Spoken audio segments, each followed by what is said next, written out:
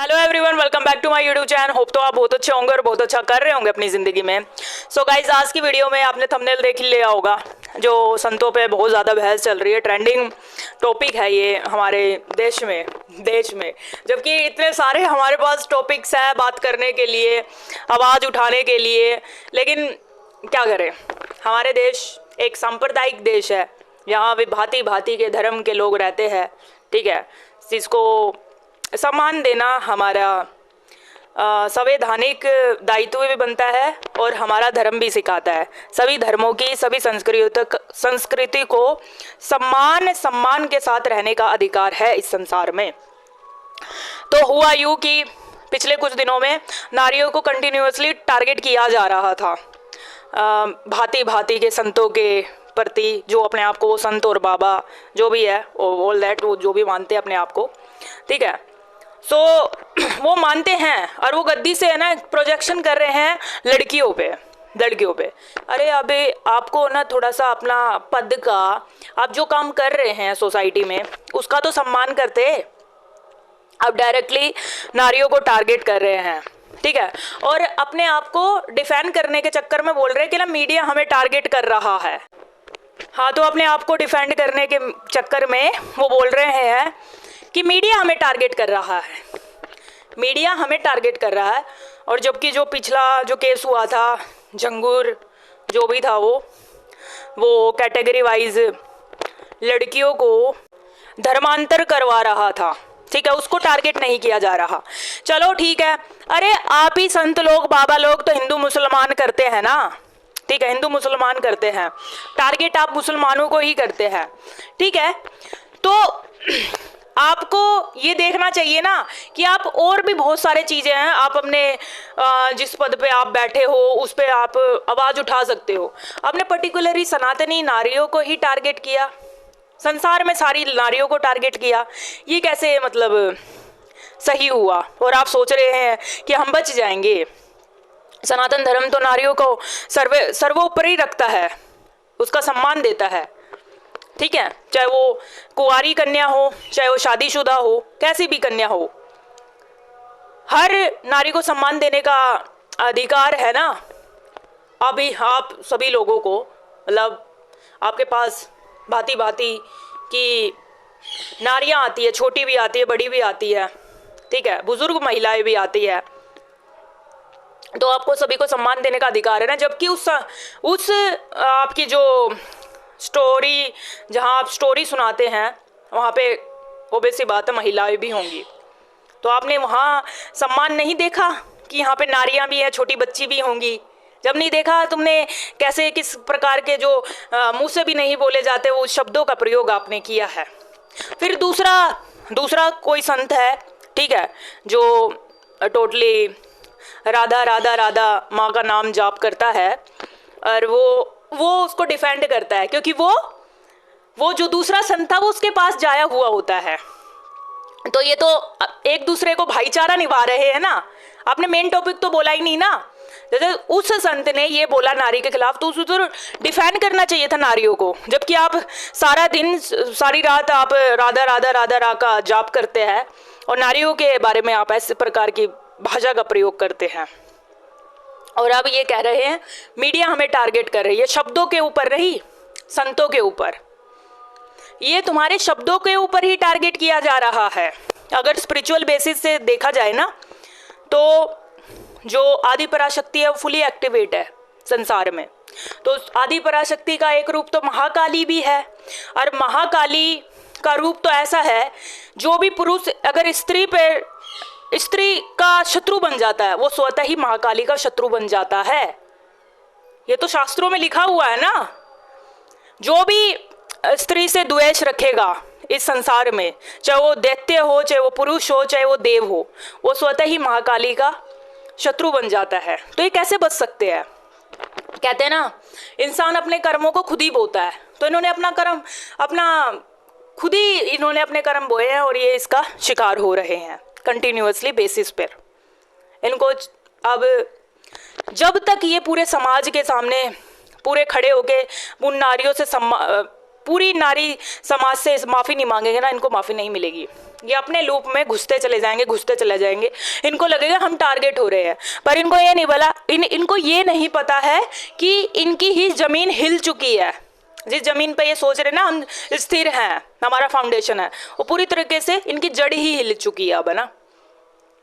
जहाँ नारियों का सम्मान नहीं होता ना, जहाँ नारियों का सम्मान नहीं होता, उस पुरुष को जिसने किया है अपमान, उसको स्वतः ही अपमान का सामना करना ही पड़ता है, जो कि अब ये लोग कर रहे हैं। ठीक है, तो ट्राई टू फाइंड, जब भी आप किसी को मान रहे हैं, आप देखिए कि उनके किस प्रकार की वो भाषा का प्रयोग करते हैं। वो भाईचारा तो नहीं निभा रहे हैं संतों में, है ना। मैं तो ये कहूँगी, अगर आप न्यूट्रल हैं, हम जब स्पिरिचुअलिटी करते हैं, जब हम अवेकन सोल हो जाते हैं, हम तो न्यूट्रल हो जाते हैं, हम किसी के नहीं है, चाहे हमारा कोई कितना ही सगा हो, हम सत्य का साथ देंगे। तो सत्य का साथ नहीं दिया ना, तो सभी कहते हैं ना चून में घुन घुल जाता है, वो सभी इनके साथ हो चुका। अब इनको कोई भी नहीं बचा सकता जब तक ये पूरे समाज के सामने पूरी नारी जाति से उस कृत्य की माफ़ी नहीं मांग लेंगे। ये नहीं होगा, ये अपने ही लूप में घुसते चले जाएंगे।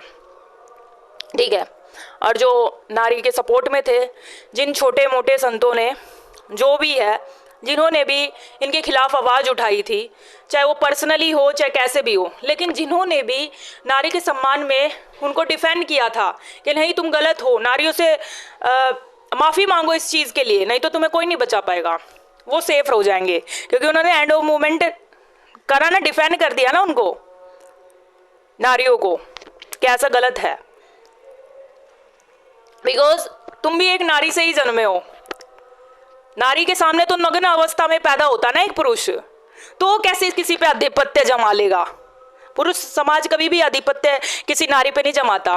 उसकी माँ के सामने वो स्वतः ही बचपन में जब वो पैदा होता है, जब वो शिशु होता है, वो स्वयं नग्न अवस्था में उस एक नारी की गोद में होता है वो, तो कैसे आधिपत्य जमा सकता है? कभी नहीं जमा सकता।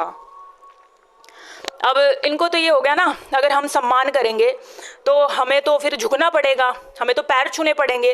तो ये पुरुष प्रधान वाली मेंटेलिटी, ये देखो कितना बड़ा कीड़ा है ये इनमें ना।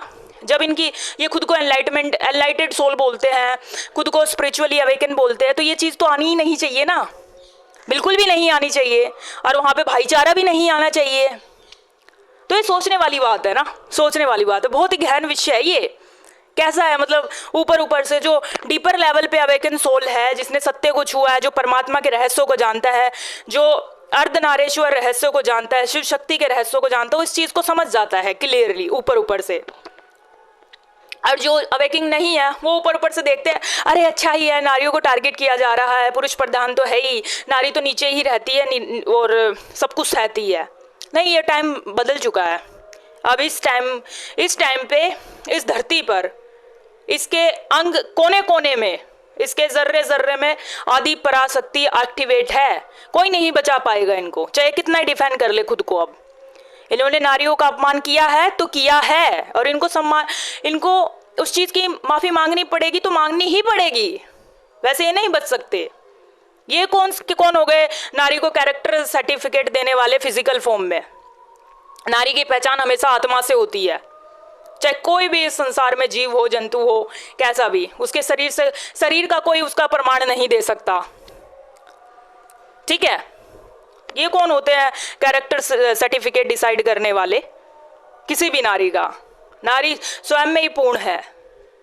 ठीक है, और जो भी स्त्री द्वेष रखता है, जो भी नारी के खिलाफ कुछ भी बोलता है, वह स्वतः ही माँ काली का शत्रु बन जाता है।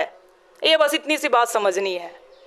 ठीक है, अगर आपको पर्सनली गर्ज है, आपको पर्सनली हेट है, तो अपने अंदर तक रखो ना। आप बाहर क्यों निकाल रहे हो? अगर वो निकाल रहे हो यानी कि तो आपके अंदर भी है, वो डीपर लेवल पे आपने भर रखा अपने अंदर, तभी तो बाहर निकला है ना। बीज थे ना आपके अंदर, नारियों के प्रति हेट का जो आपके अंदर वो बीज थे, वो बचपन से ही होंगे आपके अंदर। वो स्पिरिचुअली अलाइंग होने के बाद भी आप स्टोरी टेलर करते हैं पवित्र शास्त्रों की, तब भी वो नहीं निकला, क्योंकि देखो कितना ज़्यादा गहन विचार थे तुम्हारे अंदर बुए हुए। जो नहीं निकल पाए, और वो एक टाइम ऑफ पीरियड के बाहर निकल गए। तो नारी का किसी भी प्रकार से अपमान किया जाता है, किसी भी प्रकार से, उस पुरुष को वो स्वयं ही अपने जीवन में उसे डीपर लेवल पे अपमान का सामना करना ही पड़ता है, उसे कोई नहीं बचा सकता। यही विधि का विधान है, यह सत्य है, सार्वभौमिक सत्य है। जो भी नारी का अपमान किया है जिसने भी, वो बच के नहीं निकला है। उसे जीते जी अपने कर्मों को भोगना पड़ता है, और दूसरे जीवन में भी, दूसरे काल में भी वो उन कर्मों को साथ लेके ढोता है। ये सच्चाई है सनातन की। तो इस वीडियो में बस इतना ही। अवेयर रहिए आप किसको क्या मान रहे हैं, क्योंकि विचारों से ही सब कुछ है। अब जिसे देख रहे हैं तो विचार तो अंदर आएंगे ना, इसलिए थोड़ा सा अवेयर रहिए किसके कैसे विचार हैं। फॉलो है, ब्लाइंड फॉलो नहीं करना। अरे भीड़ जा रही है, भीड़ से किसी का संत तो परिभाषित नहीं होता है, ठीक है, कभी भी नहीं। भीड़ सिर्फ आपको विचार दे सकती है। सच्ची मन की शांति आपके भीतर ही मिलेगी, आपको सच्चा ज्ञान भीतर ही मिलेगा। भीड़ से आप ब्लाइंड ट्रस्ट मत कीजिए कि वो अच्छा ज्ञान दे रहा है, वो सच्चा गुरु है, सच्चा संत है। जो नारियों का अपमान करे वो ना तो गुरु है ना वो संत है, वो बस है तो स्वतः ही अपने कर्म का भोगने वाला एक इंसान, जो अपने कर्मों को स्वतः ही भोगता है इस संसार में, क्योंकि उसने पाप कर दिया है। और पाप क्या किया है? स्त्री द्वेष उस पे लग जाता है जैसे ही वो स्त्री का अपमान करता है। ठीक है, तो इस वीडियो में बस इतना ही। थैंक यू सो मच, आप इस वीडियो में बने हैं। जय सनातन धर्म।